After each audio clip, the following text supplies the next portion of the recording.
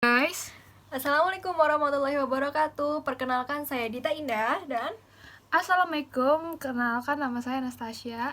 jadi kami dari kelompok 3 akan mempresentasikan chapter 3 juga yang berjudul Infrastruktur e-commerce yang berisi The Internet, web dan mobile platform. Check this out. Swipe. Ya, kali ini kita akan membahas infrastruktur e-commerce. Infrastruktur ini sebagai penunjang suatu e-commerce itu bisa berjalan dengan baik. Di sini ada internet, web, dan mobile apps. Yang pertama, latar belakang teknologi itu ada internet dan web. Dua faktor ini sangat penting bagaimana e-commerce itu bisa berjalan kalau misalkan nggak ada internet dan web sendiri. Jadi bisa dilihat di slide sini, itu ada internet. Internet itu adalah suatu jaringan komunikasi yang menghubungkan suatu media elektronik dengan media lainnya. Standar teknologi yang digunakan internet itu biasanya kita sebut TCP atau IP. Itu artinya Transmission Control Protocol atau Internet Protocol Suite. Itu dia sebagai penunjang internet juga, salah satu penunjang internet. Lalu di sebelahnya itu ada World Wide Web atau WWW. Ini tuh udah sering kita denger ya. Kalau di internet itu pasti kalau kita mengunjungi suatu web itu pasti depannya itu pasti pakai www ini. World Wide Web ini itu sebagai penyedia data dan informasi yang diperlukan oleh pengguna internet. www ini dapat menghubungkan pengguna internet ke berbagai macam web server. Jadi pengguna internet bisa melihat data dari web server. Selanjutnya kita masuk ke slide membahas tentang konsep dasar internet. Konsep dasar internet itu ada 3. Yang pertama URL, protokol transfer, dan DNS. Yang pertama itu ada URL. URL ini merupakan suatu sarana yang digunakan untuk menentukan lokasi informasi data suatu web server. Jadi URL ini bisa disebut sebagai alamat web server. Ketika kita ingin mengunjungi suatu web server, ya kita pasti ke URL. Itu yang digunakan untuk sebagai penunjang ketika kita mengunjungi suatu web server. Lalu ada protokol transfer. Protokol transfer ini adalah suatu protokol yang digunakan untuk pengiriman informasi di internet. Salah satu contohnya itu HTTP. Itu tuh salah satu protokol transfer internet. Selanjutnya yang terakhir itu ada DNS, yaitu Domain Name System. Jadi ini konsep dasar terakhir dari konsep dasar internet yang menggunakan suatu format penamaan standar untuk mempermudah pengelolaan server. Jadi setiap kalian tidak asingkan kalau misalnya kalian ke web server, di belakangnya itu pasti ada domainnya. Nah, domain itu bisa .com, .org, .net. Nah, itu masing-masing tuh ada penamaannya, di belakang itu ada arti dan maknanya. Kalau yang biasa .com itu, kalau shopee.com, tokopedia.com, itu menandakan itu lembaga komersial. Lalu ada edu.ac.id, nah itu biasanya di lembaga pendidikan. Lalu ada net, itu sebagai provider internet, dan org itu biasanya organisasi umum. Selanjutnya kita masuk ke TCP atau IP. Jadi TCP IP itu kan sudah dijelaskan tadi sebagai salah satu penunjang protokol internet. Bagaimana suatu internet itu bisa berjalan, yaitu pakai TCP atau IP itu. Nah, pengertian dari TCP atau IP itu sendiri adalah sebuah software pada jaringan komputer yang terdapat pada satu sistem, memungkinkan komputer yang satu dengan yang lainnya tuh dapat mentransferkan data dalam satu jaringan. Bisa dilihat di slide ini contoh penghubungan TCP or IP. Jadi ada komputer A dan komputer B. Komputer A ini mengirimkan data, lalu komputer B menerima data tersebut.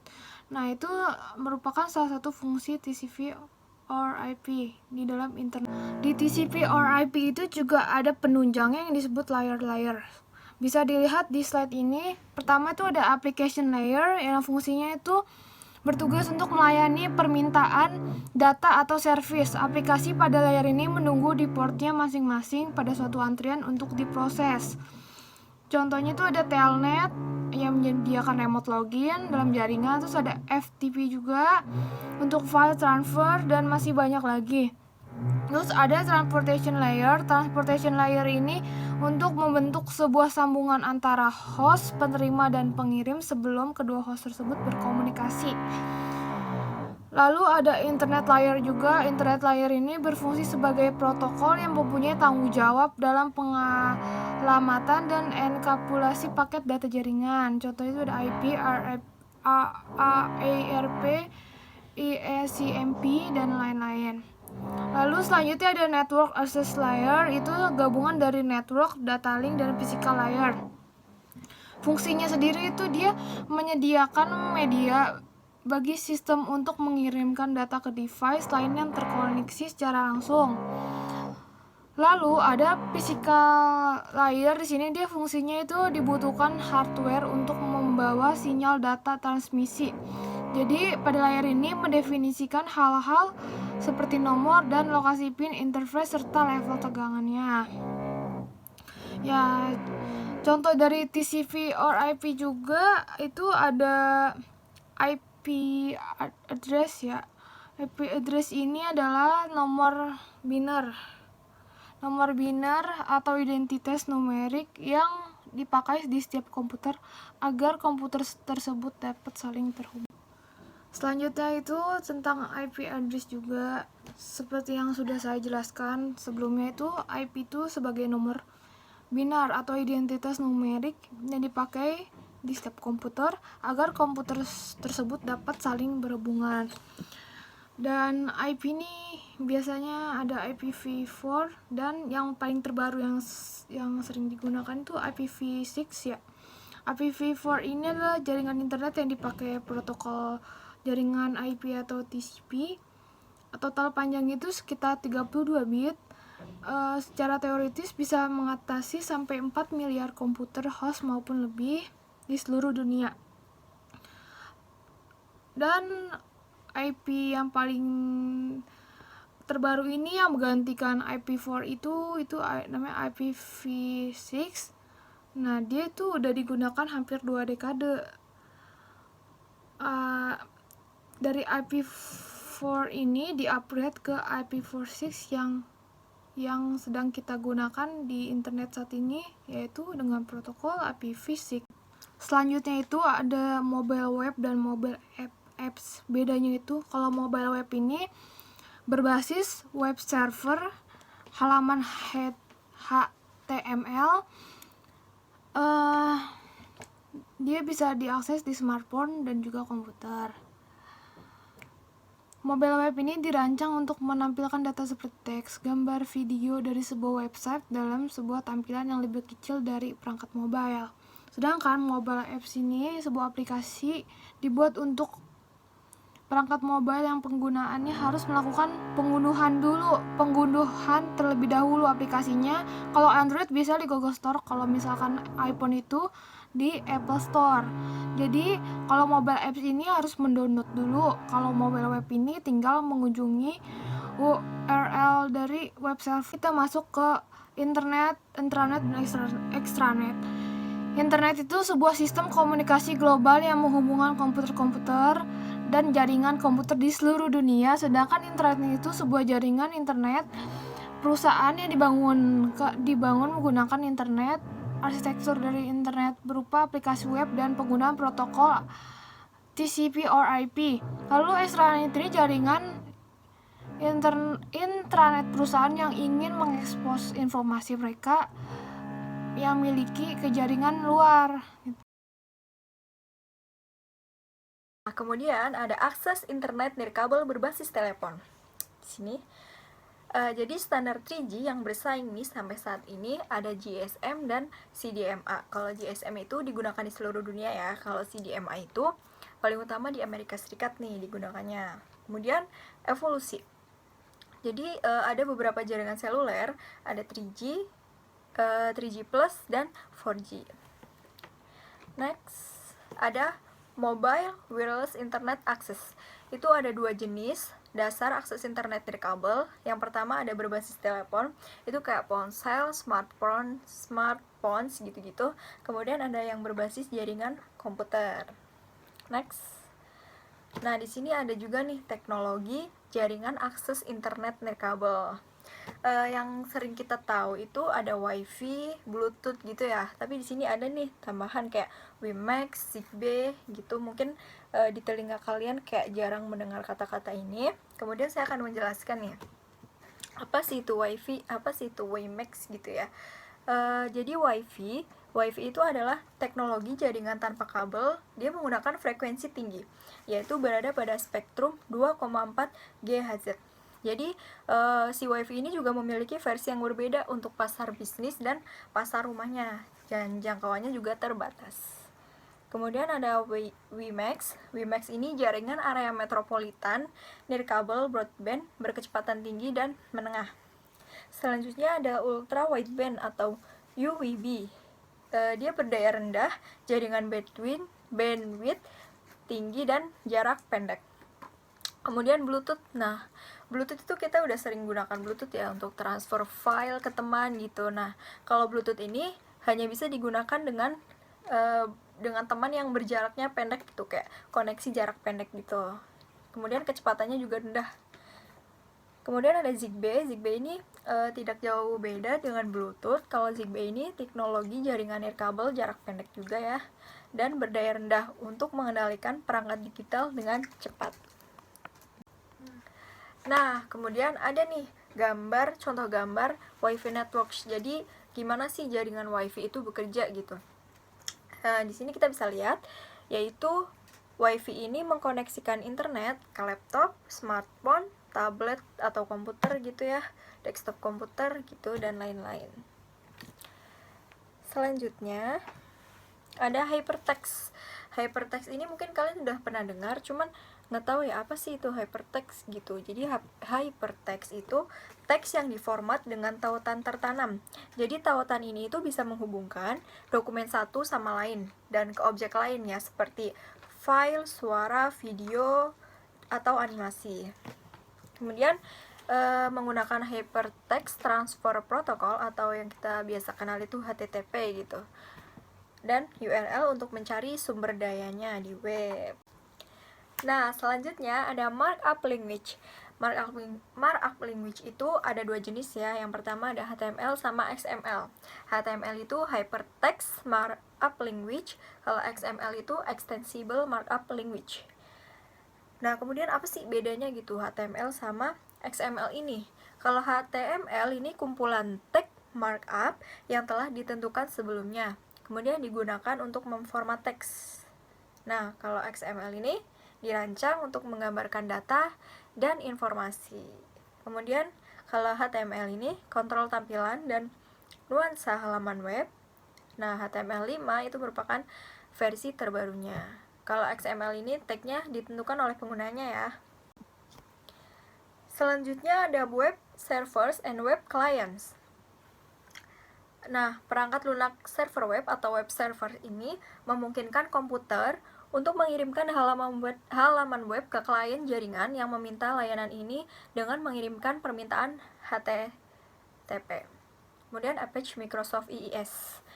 Nah, semua server di web ini juga menyediakan beberapa kemampuan dasar tambahan nih. Di antara lain ada layanan keamanan, ada FTP. Nah, FTP ini protokol yang memungkinkan pengguna untuk mentransfer file ke dan dari server. Kemudian ada mesin pencari dan pengambilan data. Selanjutnya ada server web. Ini perangkat lunak server web atau server fisik. Kemudian ada server khusus, diantaranya itu ada server database dan server iklan dan lain-lain. Kemudian client web. Client web ini perangkat komputasi apapun yang terhubung ke internet yang mampu membuat permintaan HTTP dan menampilkan halaman HTML. Nah, selanjutnya ada web browser. Tujuan utama dibentuk nih web browser itu untuk menampilkan halaman web. Kemudian di sini nih kita bisa lihat ada Internet Explorer, itu 49% dari pasar. Mozilla Firefox-nya ada 18%. Browser lain itu ada Google Chrome dan Safari Apple yang masing-masing itu 17% dan 11%. Next, slide selanjutnya itu ada di Internet and Web Feature. Jadi di sini tuh fitur apa sih gitu yang harus dibangun di e-commerce. Nah, di sini disediakan beberapa fitur, yaitu ada email, instant message, search engines, online forum and chats, dan streaming media. Sebenarnya ada satu lagi, yaitu cookies. Bukan kue ya, tapi cookies itu semacam alat yang digunakan oleh situs web untuk menyimpan informasi tentang pengguna gitu. Nah, selanjutnya nih, slide selanjutnya ada email dan pesan singkat. Email, siapa sih zaman sekarang yang nggak punya email gitu ya? Jadi kayak udah terkenal, maksudnya udah pasti semua orang tahu gitu email. Email itu aplikasi internet yang paling banyak digunakan ya. Kemudian email ini menggunakan serangkaian protokol untuk mentransfer pesan dengan teks dan tampilan dari satu pengguna internet ke yang lain. Kemudian ada pesan singkat. Pesan singkat ini menampilkan kata-kata yang diketik komputer hampir secara instan dan penerima itu langsung dapat merespon dengan cara yang sama. Nah, selanjutnya ada search engines, itu kayak mesin pencari gitu ya. Jadi fitur ini tuh akan memudahkan pengunjung gitu mencari barang atau jasa yang mereka butuhkan tanpa harus membuang waktu untuk mencari satu persatu di dalam kumpulan produkmu. Jadi sebenarnya fitur ini tuh sangat penting sekali di e-commerce itu. Selanjutnya ada online forums and chat. Forum online ini juga dikenal sebagai papan pesan, papan buletin, papan diskusi, kelompok diskusi, papan atau forum. Jadi aplikasi web ini memungkinkan pengguna internet untuk berkomunikasi satu sama lain, meskipun tidak secara real time ya. Kemudian anggota ini mengunjungi forum online untuk memeriksa postingan terbaru gitu-gitu. Kemudian obrolan online. Obrolan online ini mirip dengan IM, tetapi untuk banyak pengguna ke ruang. Nah, slide selanjutnya ada streaming media. Jadi di streaming media ini memungkinkan musik, video, dan file besar lainnya ini untuk dikirim ke pengguna dalam potongan, sehingga ketika diterima atau diputar nih, file ini tidak memiliki gangguan. Kemudian mengizinkan pengguna memulai memutar file media sebelum file ini diunduh sepenuhnya. Nah, slide selanjutnya ada web 2.0, fitur dan service. Apa sih web 2.0 gitu? Jadi web 2.0 itu sebuah platform atau jaringan yang menghubungkan semua perangkat komputer yang terhubung dalam jaringan internet, di mana platform ini menggunakan aplikasi browser untuk mengakses sebuah website untuk mengirimkan beragam informasi melalui bantuan dari para anggota yang tergabung dalam sebuah kumpulan komunitas. Kemudian apa aja nih produk-produk dari teknologi web 2.0 ini? Nah, bisa dilihat di sini. Produk teknologi web 2.0 itu ada weblog atau blogs ya, yang biasa kita kenal itu blogs gitu. Jadi di sini juga ada beberapa pasti yang udah memiliki blogs. Blog itu apa sih gitu? Blog ini halaman web pribadi untuk berkomunikasi dengan pembaca. Jadi dibuat secara individu atau bisa sih berkolaborasi gitu. Kemudian ada social networking, itu contohnya kayak Facebook, MySpace, LinkedIn, ResearchGate. Nah, tadi ada yang kelewat nih, Wikipedia. Kemudian ada RSS atau Right Site Summary. Jadi RSS ini program yang memungkinkan pengguna untuk memiliki konten digital termasuk teks, artikel, blog, podcast ya secara otomatis dikirim ke komputer mereka. Kemudian ada file sharing. Contohnya itu ada Script, YouTube, Flickr gitu-gitu. Nah, selanjutnya ada mobile apps. Jadi mobile apps ini penggunaan aplikasi seluler terus meledak pada tahun 2012. 70% ini pemilik ponsel meneliti produk dan layanan, dan 35%-nya telah melakukan pembelian. peningkatan penggunaan atau pembelian ini berasal dari tablet. Kemudian platformnya itu ada iPhone atau iPad ya, Android, BlackBerry. Kemudian pasar aplikasinya udah terkenal banget ya, kayak Google Play, Apple Store, RIMS, AppWorld, Windows Phone,